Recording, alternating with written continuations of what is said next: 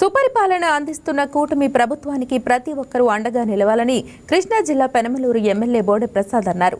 పోరంకిలో పర్యటించిన ఎమ్మెల్యే బోడె ప్రసాద్ 30 మంది లబ్ధిదారులకు సుమారు 25 లక్షల విలువైన సీఎంఆర్ఎఫ్ చెక్కులు అందజేశారు.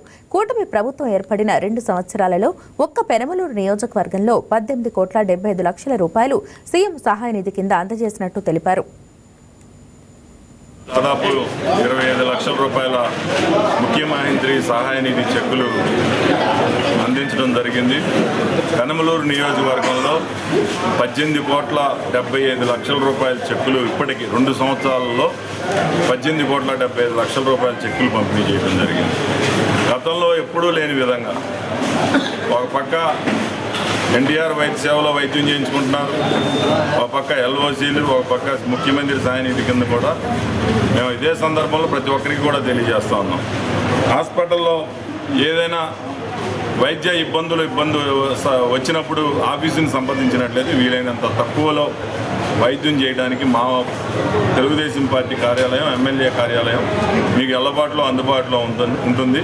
ఆ యొక్క సేవలు ఉపయోగించుకోమని చెప్పి కోరటం జరుగుతూ ఉంది. అలాగే చంద్రబాబు నాయుడు గారు ఈరోజు ఈ చెక్కులు పంపిణీ చేసి ప్రతి ఒక్కరూ పూర్తి ఆయుర ఆరోగ్యాలతో ఆనందంగా ఉండాలని మనస్ఫూర్తిగా కోరుకుంటూ వారందరినీ దీవించమని చెప్పేసి కూడా తెలియజేయడం జరిగింది.